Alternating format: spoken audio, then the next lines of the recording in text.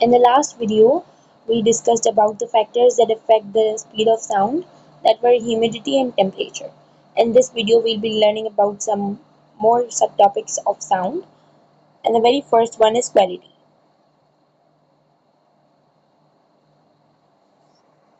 Quality is basically the character of sound.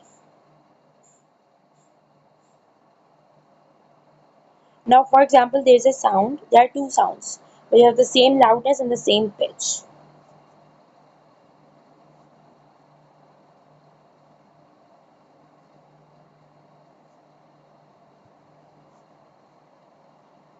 So quality is basically the character which can distinguish between two sounds that are of the same loudness and of the same pitch. What is loudness? Loudness is the ability to distinguish between a loud and a quiet sound. And what is pitch? Pitch is the quality of sound that distinguishes between shrill and flat. How shrill a sound can be and how flat a sound can be.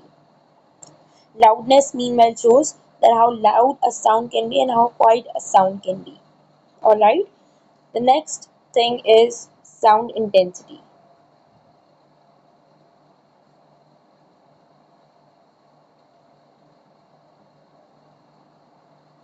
Sound intensity is basically the power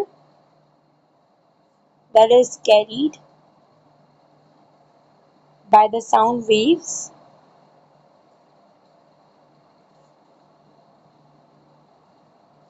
per unit area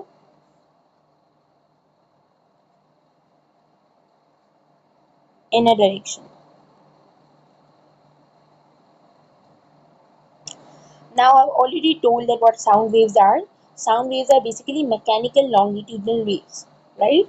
And we have studied that longitudinal waves have rarefactions and compressions. It is a consecutive distance between two rarefactions and two compressions. So basically, sound intensity is the power that is carried by those sound waves per unit area in a direction. The whole power that is carried by those waves in a unit area, in a particular area of their direction, is known as sound intensity. Alright? The next one is going to be noise pollution.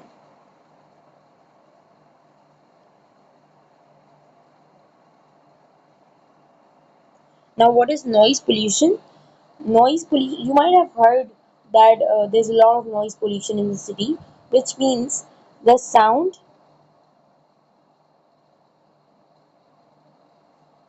that is unpleasant to hear or to our ears is known as noise pollution. Means the sound that exactly brings a shrill to you is very unpleasant to our ears, is known as noise pollution. Meanwhile, there's something which is musical sound.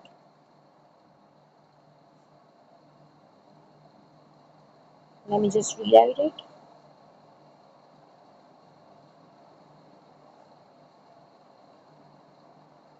That is completely opposite to the noise pollution.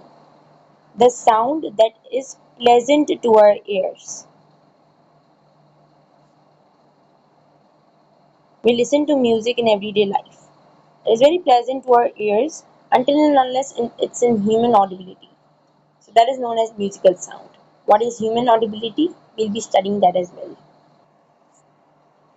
The next topic will be reflection of sound.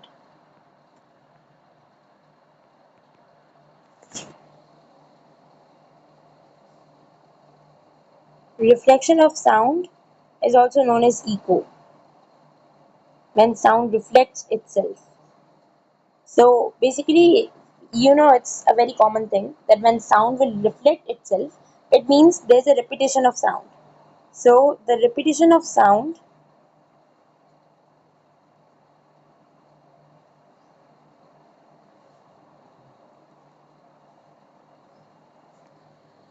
after the reflection,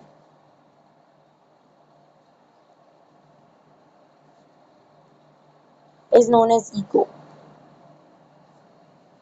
When sound repeats itself, and mostly you see it occurs in areas which are empty. It occurs mostly in empty spaces.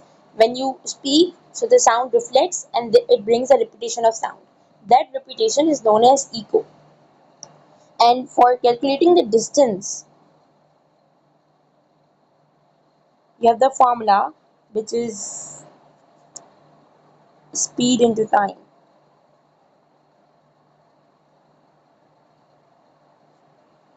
All right.